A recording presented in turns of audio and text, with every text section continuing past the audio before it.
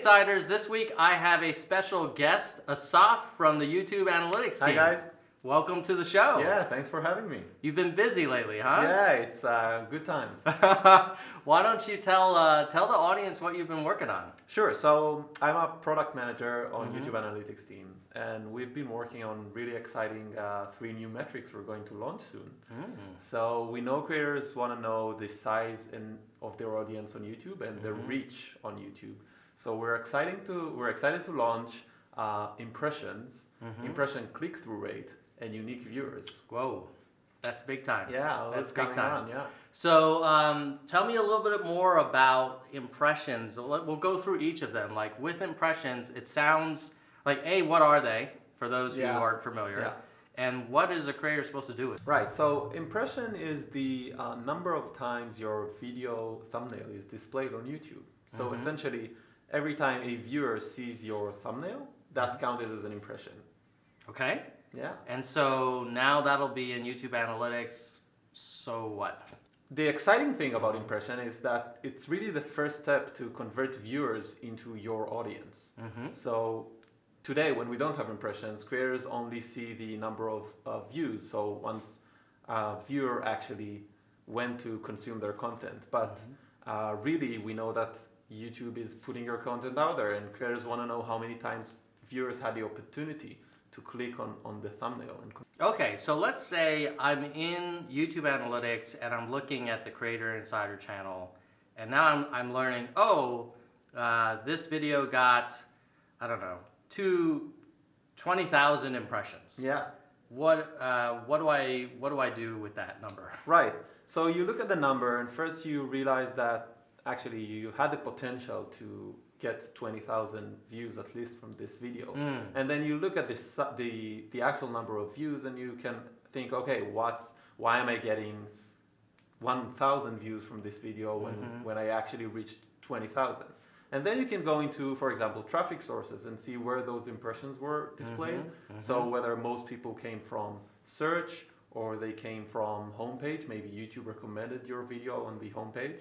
And that gives you a sense of where your thumbnails are being displayed on the site, and therefore where your audience is your traffic is coming from, essentially.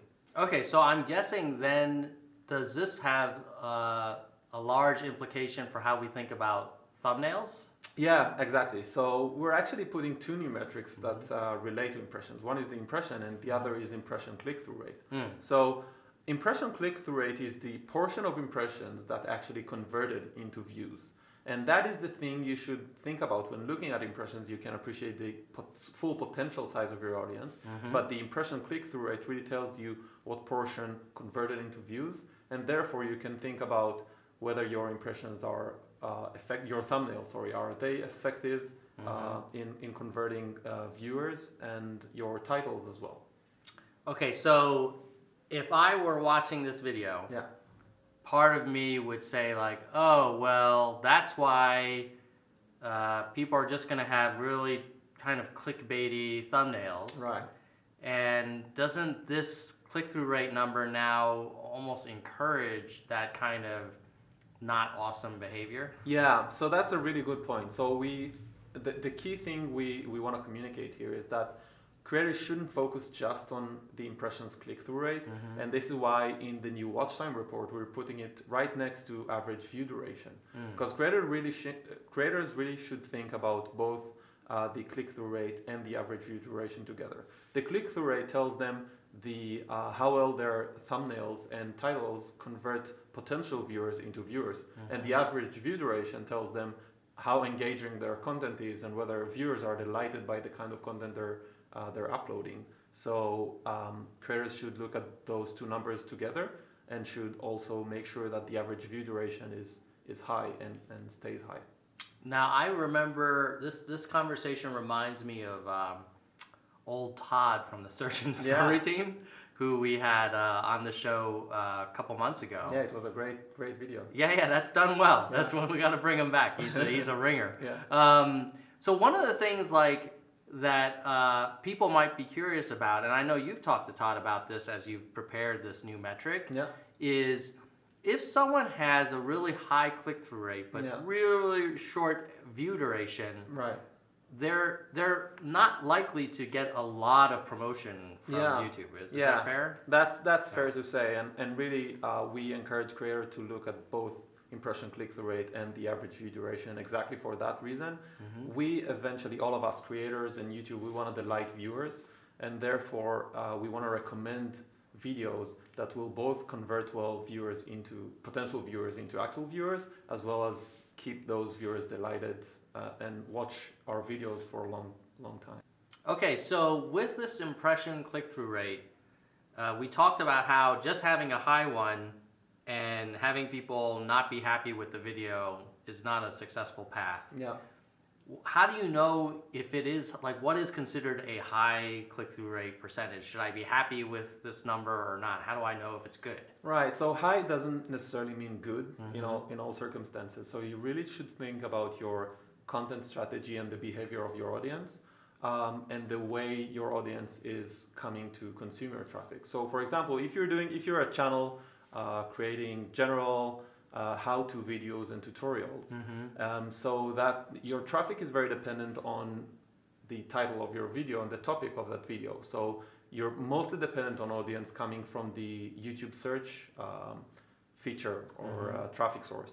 And then you can go to the impression traffic source report and look at which titles and thumbnails perform better and who are you competing against and whether you're doing better or not. On the other hand, if you're a specific vlogger or a channel with a very niche kind of like focus, probably most of your traffic is coming from your subscriber base. And so you'll be recommended on the subscription page, and your CTR might be higher in this case, but your appeal might be narrower. So your total number of impressions might be not as high, but your click-through rate might be actually higher. So there isn't really a good or bad CTR number. It's more about understanding and thinking about your content strategy, the appeal of your content and where your audience is coming from, and going into the traffic sources report and figuring out what works better and what doesn't. Yeah, okay, that's super helpful. I mean, I guess one of the other things that probably people should keep in mind is that when you get an impression, it's not like it's just your video and nothing else on the screen for that impression. There's other choices that the viewer has. Exactly. And so you'll almost never get 100%. On the other hand, you probably don't want 0 either. Yeah, right. Yeah. And then I guess the other thing I was curious about is when we talk about the impressions, a natural reaction that I would have is, oh, well, how come I didn't get more? Yeah. How come YouTube isn't recommending me more? How should creators sort of think about that number and whether or not the impressions number is sort of good or bad? Right. So that again depends on your kind of like content strategy and the appeal of your videos, and frankly how well they're performing against other videos. As you said, you're never alone on YouTube. We have thousands of creators and all are making great content. So really, if your appeal is really narrow, you might be reaching really high percentage of that potential audience that might be interested in your content, but that number might still not be very high. Whereas if your content is appealing to a wider audience, your click-through rate might be lower, but you have the potential to reach more viewers. So think about the type of content you're making, and not trying to target the very wide appeal or the wide audience is not the right thing for all creators. We're not encouraging that, but really think about that funnel or that flow from the potential size of your audience as it is shown by the number of impressions, and how that boils down to watch time through views. Right. So I guess as an example, if I made a great video about how to commute to the Google office in Zurich from, where I live. Exactly. It may get great watch time from some people and super high click-through rate, but I can't really expect YouTube to promote it to everybody because most people aren't going to be really interested in that topic. Right, exactly. So that's an example where maybe there's some natural ceiling to how many. I guess it represents maybe the potential demand for that video. Yeah, that's a good way. Okay. In general, if you're a creator would it be fair to say that maybe a rule of thumb is like, of course, you'd rather have a higher CTR than not, combined with long view duration? If you have both of those doing well, are you generally like going to be in good shape, or sort of like performing and reaching your potential? Or? Yeah, I think that you should as a creator, you should look at the impression CTR and try to push that higher, and at the same time look at the view duration and try to push that higher. And if you're doing well in both, then you're probably that's an indication for the quality of your content and how delighted your viewers are. Yeah.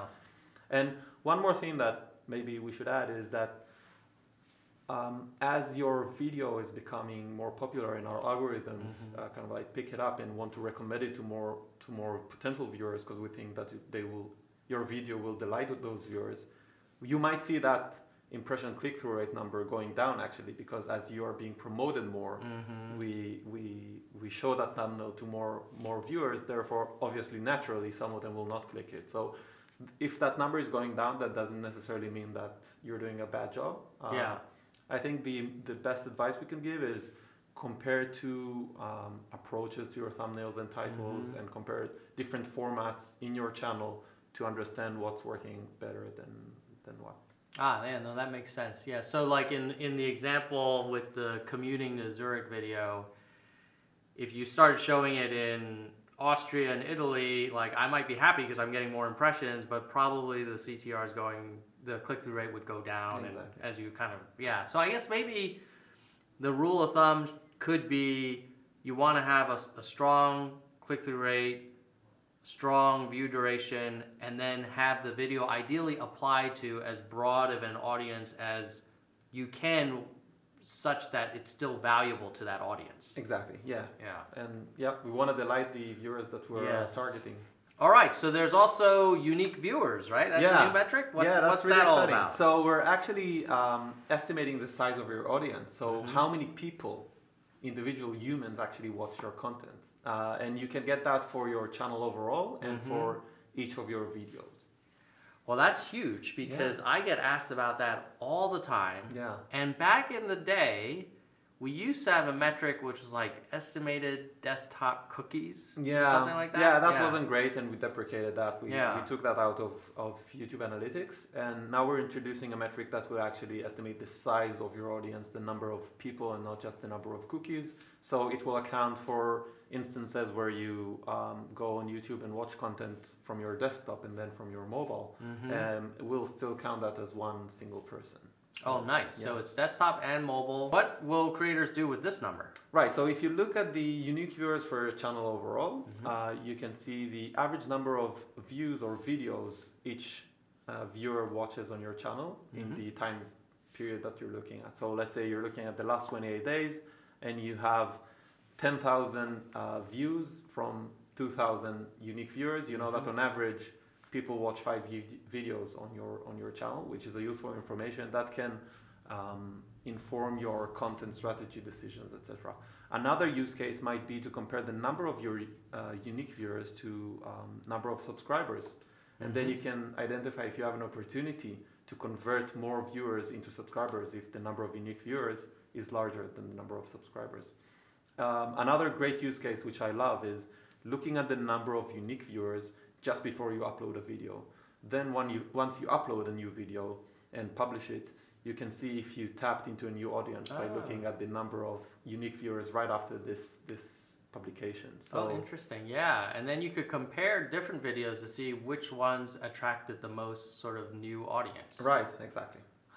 Yeah, super cool. I think there's also one more thing. You've been busy. Yeah. You've been busy. Yeah, busy time.